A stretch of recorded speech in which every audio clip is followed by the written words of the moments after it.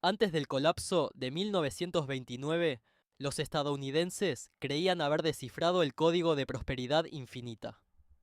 El mercado de valores no solo estaba subiendo, estaba surcando a un ritmo que parecía desafiar a la gravedad y la duda por igual. Personas comunes, no solo. Los conocedores de Wall Street estaban invirtiendo sus ahorros de toda la vida, hipotecando sus casas, pidiendo prestado en margen para comprar acciones en empresas cuyos fundamentos apenas entendían. Los periódicos lo llamaron la era del capitalismo científico, una nueva era donde las viejas reglas de auge y caída ya no se aplicaban.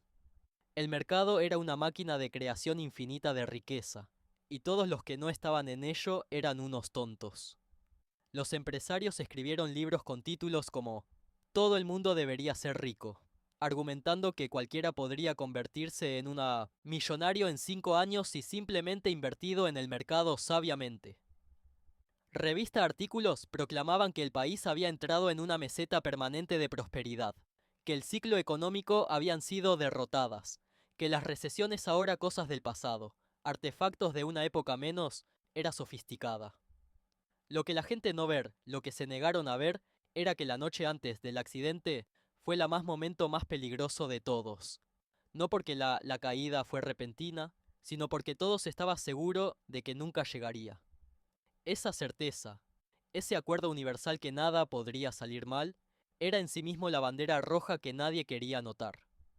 Los años 20 rugieron porque los estadounidenses creían en una mentira que se sentía como verdad. Después de que terminó la Primera Guerra Mundial, el país estaba agotado y arruinado, hipotecado hasta los ojos a los acreedores europeos que debían deudas de guerra que nunca pagarían. El gobierno aumentó los aranceles, efectivamente incumpliendo con esas deudas al cortar la capacidad de los europeos para exportar y ganar dólares para devolver a los Estados Unidos. Entonces, los bancos estadounidenses, inundados con capital que no tenía a dónde ir excepto hacia adentro. Dinero que necesitaba rendimientos, y no tenía dónde desplegarse más que en el mercado de valores. Entrar en el mercado de valores, y con ella la fiebre que atraparía a la nación durante la próxima década. Lo que había una vez había sido un lugar para los ricos y bien conectados, para comprar partes de ferrocarriles, empresas y acererías, transformadas en un sueño febril nacional. Sí, la transformación ocurrió gradualmente al principio. Luego de repente los precios de las acciones comenzaron primero. Luego de repente los precios de las acciones comenzaron subiendo en 1925 después de años de relativa estabilidad. Subieron porque la gente esperaban que siguieran escalando. Lo suena circular porque era circular. La misma definición de una burbuja especulativa. Burbuja. Cuanta más gente compraba, más los precios aumentaron. Los precios más altos subían. Más gente quería comprar porque ahora había miedo de perderse fuera. Molesta sensación de que todos los demás se estaban enriqueciendo y solo los tontos estaban quedándose al margen. Una acción de General Electric que había cotizado a $40 en 1920 valía $90 para 1929. Acciones de radio multiplicado por 10. Corporación de Radio de América, disparándose de 2 a $55 en solo unos pocos años. Servicios públicos que pagaban dividendos modestos fueron ofertados a precios, lo que implicaba que la empresa tendría que vender electricidad infinita para siempre para justificar la valoración. Especuladores, y para 1929, casi todos eran especulador. No le importaban las ganancias, flujos de caja, ganancias por acción o cualquier de las métricas tradicionales de valor. Les importaba una cosa y una sola cosa solo, la tendencia. Y la tendencia era ascendente, implacablemente y sin piedad hacia arriba, pareciendo no tener fin a la vista. Aquí es donde la psicología se vuelve importante. Multitudes no piensan racionalmente, sienten. Y a finales de la década de 1920, la multitud se sentía como genios, como si finalmente hubieran descubierto el gran secreto de la creación de riqueza. La radio y los automóviles fueron genuinamente tecnologías revolucionarias que transformaron cómo vivían las personas. La línea de montaje había reducido drásticamente los costos de producción y hizo que los bienes de consumo fueran asequibles para millones de personas de clase trabajadora, para el primera vez en la historia. Un Ford Modelo T costaba menos de lo que había costado 5 años antes, incluso cuando los salarios iban en aumento. La productividad realmente había aumentado. Los salarios para muchos eran más altos de lo que habían sido. La energía eléctrica se estaba extendiendo a los hogares y fábricas a un ritmo acelerado, transformando el trabajo y el ocio. Estos eran tendencias reales. Estas eran genuinas innovaciones. Los pesimistas que advirtieron sobre la sobrevaloración podrían señalarla hecho de que el mercado de valores estaba sobrevalorado. Fin a las verdaderas mejoras en 1900 en productividad y calidad de vida. Pero aquí está la parte crucial. No eran tendencias infinitas. Eventualmente todos quien quería una radio tenía una radio y luego el mercado se saturaría. Eventualmente cada hogar que podía permitirse un Model T Ford había comprado uno. Y luego el crecimiento se estabilizaría. Eventualmente el crecimiento se desaceleraría, se estabilizaría, maduraría. Y las condiciones normales del mercado volver.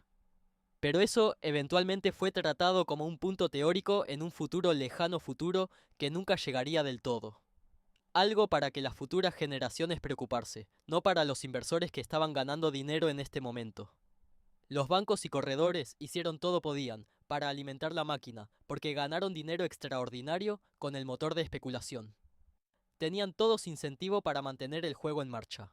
Los corredores cobraban comisiones en cada comercio, lo que significaba que tenían un interés personal en la rotación rápida, no en un análisis cuidadoso análisis, o el aburrido consejo de comprar y mantener. Cuantas más personas comerciaban, más dinero que ganaban los corredores. Inversión fideicomisos, los fondos de cobertura de esa época, surgieron por miles. Muchos de ellos apalancados hasta el extremo, lo que significa que ellos pidieron prestado dinero para amplificar sus apuestas en acciones que ya están subiendo.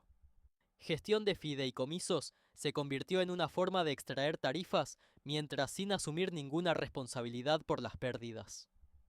Para 1929, los inversores podían comprar acciones con margen, poniendo solo el 10% del precio de compra y pidiendo prestado el resto de su corredor. Esto significaba que por cada dólar que un inversor tenía, podía controlar acciones por valor de 0. Si la acción subió un 10%, obtuvieron un retorno del 100%. Si la acción cayó un 10%, fueron eliminados completamente. Las matemáticas eran implacables, pero la psicología era seductora. Y sin embargo, este apalancamiento se vendió a personas comunes, las personas no como un riesgo catastrófico, sino como la clave para la riqueza, como lo racional, manera de jugar en el mercado en esta nueva era científica, donde las viejas reglas supuestamente ya no se aplicaban. Corredores lo alentaron. Los anuncios presumían de las fortunas que se podían hacer. Los préstamos eran fáciles de obtener. La garantía era mínima. La barrera de entrada era más baja que nunca antes, lo que significaba que las personas que no tenían ningún negocio en el mercado de valores, en todos estaban siendo recibidos con los brazos abiertos. Brazos. Las cifras eran asombrosas. Para 1929, más de 4 millones de estadounidenses tenían cuentas de corretaje activas. Eso podría no parecer mucho hoy, pero en un país de 130 millones de personas, donde menos de 1 de cada 10 hogares posee activos significativos, esto fue extraordinario. La participación se había triplicado, en solo 5 años. Personas que nunca habían comprado acciones antes, estaban juntando dinero con los vecinos para especular juntos en clubes de inversión. Algunos de ellos gestionados por personas sin experiencia en inversiones en absoluto. Los limpiabotas estaban ofreciendo consejos sobre acciones a sus clientes, recomendando con confianza empresas específicas. Empresas como si hubieran hecho un análisis riguroso. Análisis en lugar de simplemente repetir lo que habían oído en la calle. Taxi y los conductores estaban discutiendo el mercado, no como especuladores, sino como expertos, ofreciendo consejos a los pasajeros sobre qué acciones comprar. Un banquero recordó más tarde que su la criada había pedido consejos sobre inversiones, y cuando él le advirtió sobre los riesgos, lo miró como si estuviera loco, como si le faltara la verdad obvia que solo los tontos y los cobardes no estaban en el mercado. ¿Cómo podrías advertir sobre el riesgo cuando la tendencia era tan claramente ascendente? ¿Cómo podrías explicar que las valoraciones estaban desconectadas de los fundamentos cuando todo el mundo a tu alrededor estaba ganando dinero? ¿Cómo no pudiste ver que las viejas reglas de riesgo y retorno ya no se aplicaban en esta nueva era del capitalismo científico? Las advertencias llegaron, fueron ignoradas. La Reserva Federal, entonces dirigida por Benjamin Strong antes de su muerte y Mosizon, recogido después por otros que compartían su fe en el mercado, advirtió sobre especulación excesiva.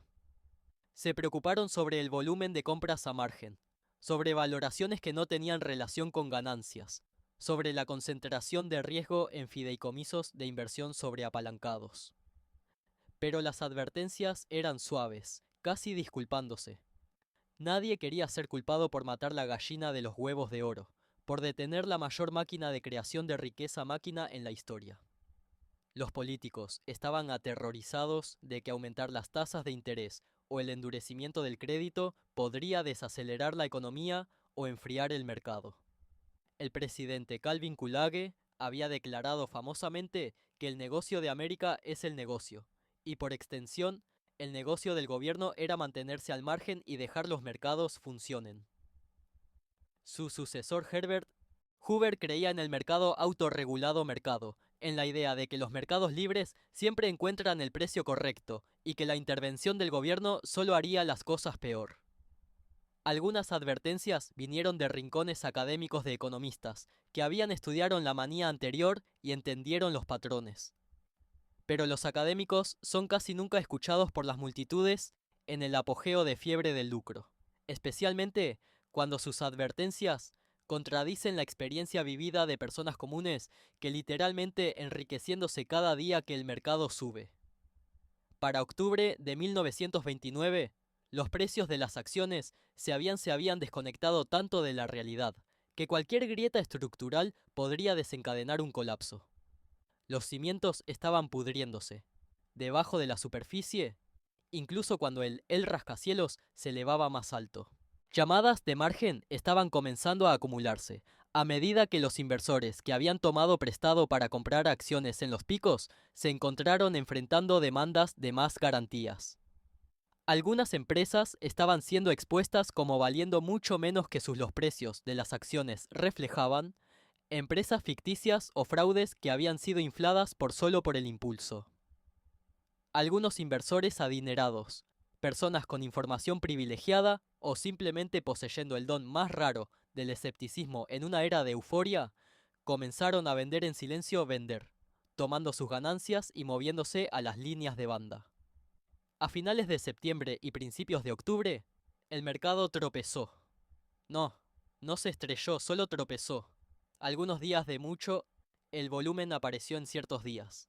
Algunos realización de beneficios por parte de los inversores minoristas que decidieron asegurar ganancias. Nada que alarmaría a una persona racional que creía en los fundamentos a largo plazo de la economía estadounidense. Pero el tropiezo fue la advertencia. El canario en la mina de carbón mina, la primera grieta en la represa. Pero el 23 y 24 de octubre de 1929, el mercado comenzó a mostrar signos de verdadero estrés que no desaparecerían. 3 millones de acciones cambiaron de manos solo el 24 de octubre. Un volumen que amenazaba con abrumar a los sistemas de back office de las corredurías que todavía dependían de empleados, papel y cálculos manuales, cálculos para rastrear transacciones. El maquinaria que había parecido tan robusta de repente parecía frágil, incapaz de mantener el ritmo con la presión de venta. Los precios estaban cayendo, y a medida que caían, se enviaron llamadas de margen a los inversores que habían tomado prestado para comprar acciones. Estos inversores, muchos de ellos personas comunes, que habían puesto sus ahorros de toda la vida y más en el mercado, tuvieron que vender para obtener efectivo para cumplir con las llamadas de margen, lo que hizo que los precios cayeran aún más.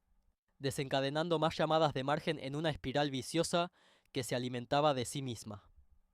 La realidad del apalancamiento finalmente se hizo evidente para aquellos que habían sido seducidos por sus promesas. Lo que sube con apalancamiento puede bajar el doble de rápido, puede negativo, puede destruir no solo las ganancias, pero el capital y el crédito por igual. Octubre. El 28 fue el primer verdadero día de catástrofe. Un día que pasaría a la historia como lunes negro. 16 millones de acciones fueron negociadas, un récord que se mantendría durante 25 años. Las máquinas de ticker que imprimían los precios de las acciones literalmente no podían seguir el ritmo con el volumen. Para cuando una acción precio impreso en la cinta, minutos o habían pasado horas. El precio era antiguo. Historia para cuando un inversor lo vio. Para cuando los precios se imprimían, estaban obsoletos. Inversores que pensaban estaban vendiendo a $30 por acción descubrieron que en realidad habían vendido a 15. Las órdenes de venta se acumularon en un embotellamiento que las corredurías no podían procesar.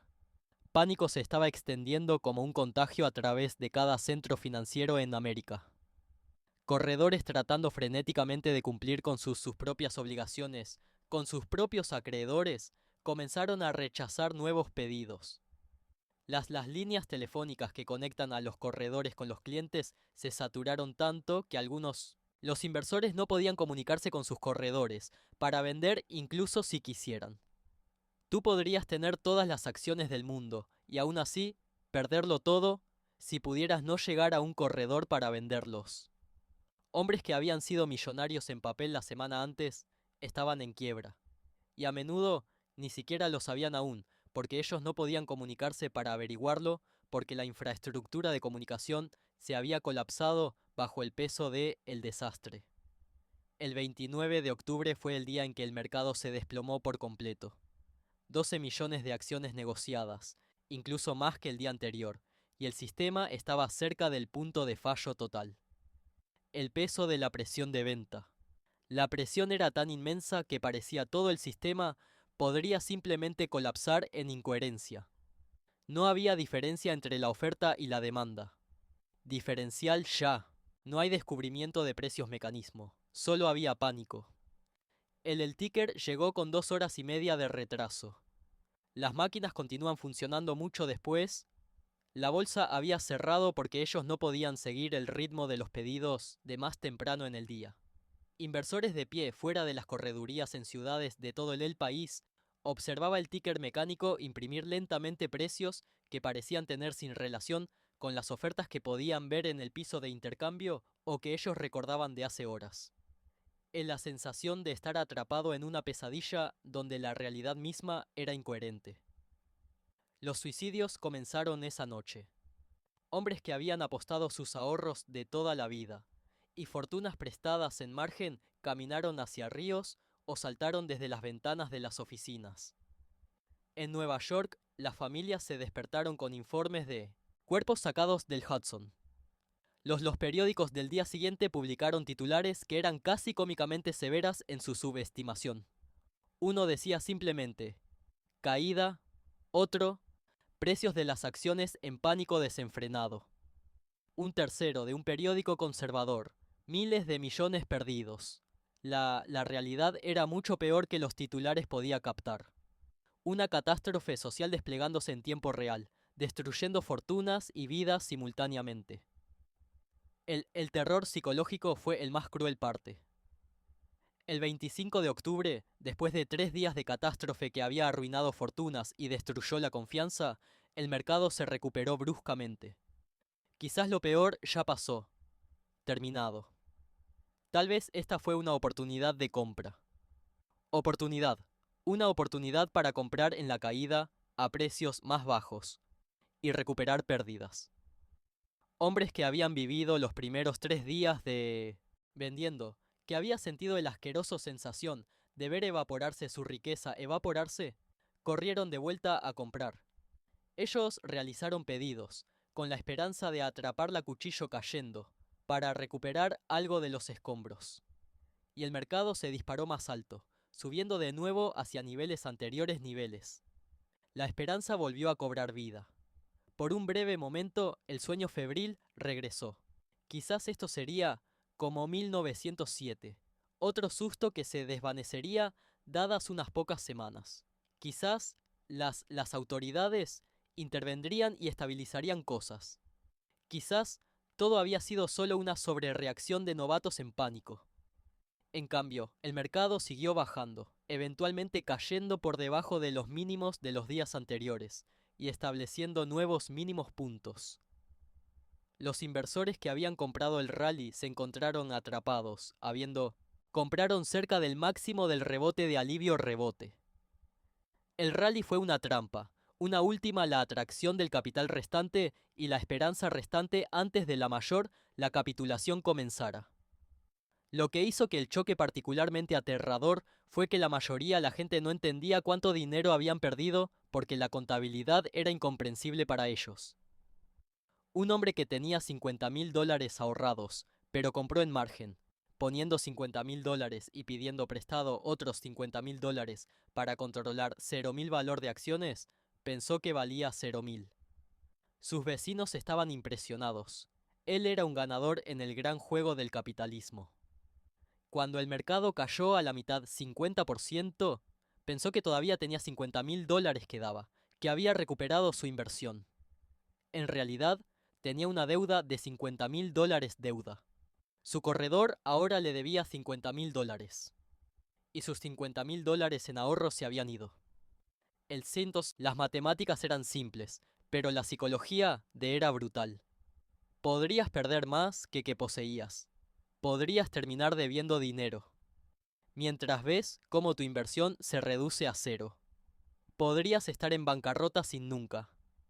Habiendo gastado el dinero sin habiendo cometido un solo error de juicio más allá del pecado original, de creer que el apalancamiento era dinero gratis. El mecanismo era invisible para la mayoría de las personas hasta que dejó de serlo. Y luego se volvió desgarradoramente claro, pero demasiado tarde para hacer algo al respecto. Las semanas siguientes fueron apocalíptico en escala y alcance. Las líneas se congelaron cuando los bancos se aterraron de pérdidas y endurecieron sus estándares. Las empresas no podían pedir dinero prestado para financiar operaciones, no podían obtener préstamos a corto plazo para pagar a los proveedores, no pudo no mantener el funcionamiento básico de comercio.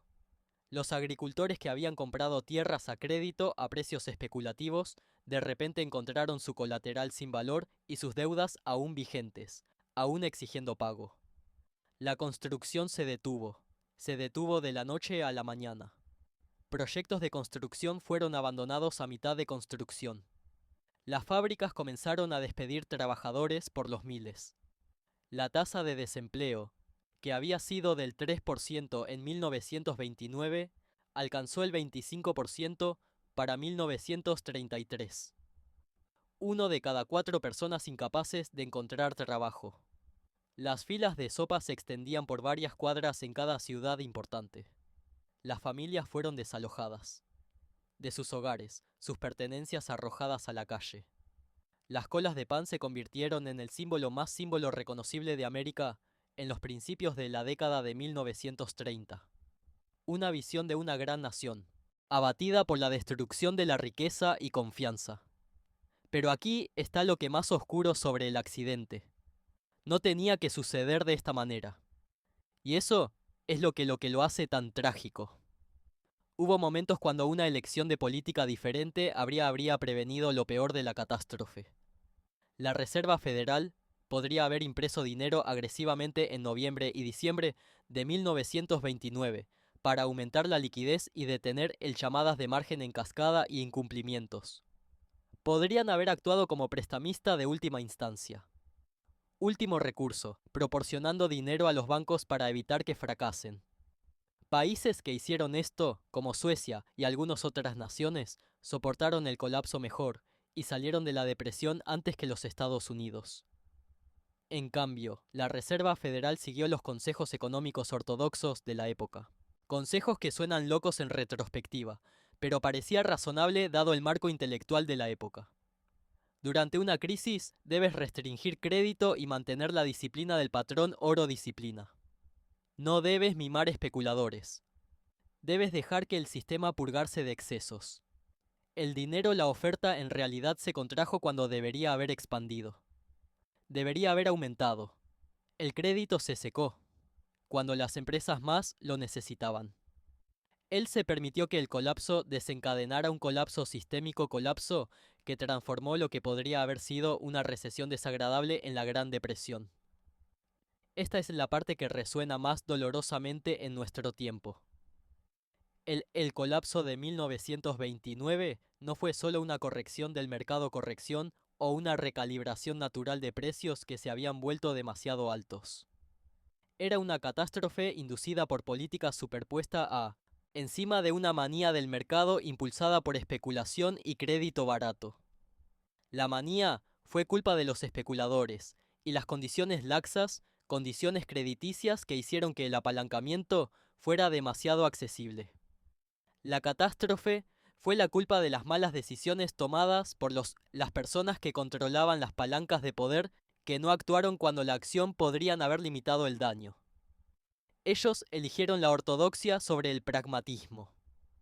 Ellos eligieron la ideología sobre la observación empírica observación. Decidieron dejar que el sistema purgue sus excesos en lugar que intervenir y prevenir un fallo sistémico fracaso. Y la gente común pagó con sus hogares, sus trabajos y sus vidas. Los ricos y bien conectados encontraron formas de protegerse. El persona ordinaria con recursos limitados y sin conexiones ni información privilegiada fue destruido. Las señales de advertencia antes el accidente son casi embarazosos en su obviedad para los observadores modernos mirando hacia atrás con la perspectiva del tiempo. Valoraciones eran insanas según cualquier métrica razonable. El apalancamiento era extremo y peligroso. Las masas estaban en el mercado en su punto máximo justo como compraron bienes raíces en el pico en 2007 y criptomonedas en el pico en 2017. El sentimiento era eufórico y despectivo con cualquiera que sonara alarmas. Advertencias de observadores inteligentes. Observadores. Personas serias que habían estudiado economía o historia fueron desestimados como celosos, desconectados, o falta de visión para entender la nueva era. Todos creían que esta vez es diferente, que las viejas reglas ya no aplicaban, que habíamos entrado en una nueva era del capitalismo científico donde los colapsos no podrían ocurrir. Este es el eterno patrón de especulación. Los detalles cambiarán. El activo son acciones en 1929, luego bienes raíces en 2007, luego criptomonedas en 2017, luego acciones tecnológicas, acciones en 2021. Pero la psicología humana subyacente, la psicología permanece congelada en su lugar, sin cambios por la historia, repitiendo los mismos errores con diferentes nombres. Lo que sucedió después de 1929 moldeó al mundo para casi un siglo de maneras tanto obvias y sutiles. El colapso destruyó la confianza en los mercados y llevó a la Gran Depresión, que a su vez creó inestabilidad política y desesperación, que permitió el ascenso del fascismo en Europa. El desempleo y la desesperación crearon un vacío que los movimientos extremistas llenaron. La guerra que siguió mató a decenas de millones de personas y remodeló todo el orden global. El régimen regulador, régimen que surgió en respuesta, la ley de mercado de valores, la creación de la SEC, reglas contra la venta corta desnuda, venta corta, requisitos de margen, frenos de mercado. Estas reformas fueron escritas en sangre y tomaron décadas para implementar completamente. La gente tuvo que perder casi todo antes de que la sociedad estuviera de acuerdo para imponer cualquier regla en el mercado en absoluto. Y aún así, las regulaciones fueron combatidas por aquellos que se beneficiaron de exceso y opacidad. Sin embargo, los patrones se repiten con notable consistencia. En 1987, el mercado de valores se desplomó de nuevo. El lunes negro regresó en una nueva forma, y la Reserva Federal tuvo que imprimir dinero agresivamente para prevenir una depresión. Las lecciones de 1929 finalmente han sido aprendidas por los responsables de políticas, y la respuesta fue rápida y decisiva. En el año 2000 estalló la burbuja tecnológica, y de nuevo, La Fed relajó la política monetaria para prevenir fallos en cascada que se habrían convertido en un colapso sistémico. En 2008, el sistema financiero casi se colapsó cuando estalló la burbuja inmobiliaria y los desastres de préstamos subprime desencadenaron una crisis crediticia. Y de nuevo se requerían medidas extraordinarias, liquidez de la Reserva Federal, estímulo gastos, rescates bancarios, para prevenir un catástrofe al estilo de 1929 de desarrollarse. Cada vez que la gente afirmaba que el momento era diferente, que los cambios estructurales en regulaciones o tecnología o mercados había evitado que los viejos patrones repetirse. Cada vez la naturaleza humana y el motivo de lucro demostró ser más poderoso que la regulación y las instituciones, regresando a viejos patrones tan pronto como la memoria de la última crisis se desvaneció. La lección más profunda no es sobre el mercado en sí mismo, o sobre acciones o tecnología, o cualquier clase de activo en particular. Se trata de la tendencia humana a volverse irracional a gran escala, para seguir a la multitud, incluso cuando la multitud se está dirigiendo hacia el abismo. Cuando las multitudes creen que se puede crear dinero de la nada, cuando el apalancamiento está disponible a tasas bajas con un escrutinio mínimo. Cuando la pregunta de hasta dónde puede llegar parece más interesante que cuán alto es demasiado alto, el choque se vuelve inevitable. No mañana, no el próximo mes, pero eventualmente. No puedes predecir el máximo precisamente o predecir el momento exacto de reversión, pero puedes saber que las burbujas eventualmente estallan. No puedes saber cuál activo será destruido a continuación, pero tú puedes saber que la confianza es finita y frágil. No puedes detener los especulativos, los booms de formarse, porque el beneficio móvil es demasiado fuerte y el atractivo de el dinero fácil es demasiado seductor. Pero puedes prepárate para el inevitable colapso. La noche antes del accidente, la gente estaba seguros de que eran genios. Ellos habían descubierto el secreto para la riqueza e infinita creación. Habían roto las viejas reglas sobre el riesgo y el rendimiento que habían gobernado mercados durante siglos. Habían entrado a una nueva era donde las leyes normales de la economía ya no se aplicaba. O eso creían ellos. Creía. Todos los que no estaban jugando el mercado era un tonto. Se estaba perdiendo. Estaba atrapado en la pobreza, mientras otros se volvían ricos. Todos los que fueron conservadores con su capital estaba desperdiciando su oportunidad. Todos los que sonaban advertencias era celoso o estúpido, o desesperadamente desconectado, incapaz de entender el nuevo paradigma. Este es el momento en que ocurren los accidentes. No cuando las personas están temerosas y cautelosas.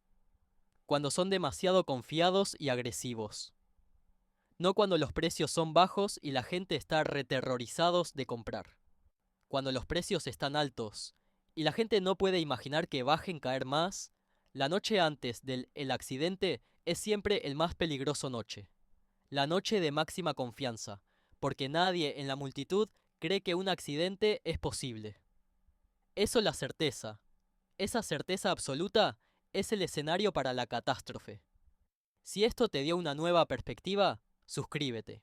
La historia tiene las respuestas. Te mostraré dónde mirar.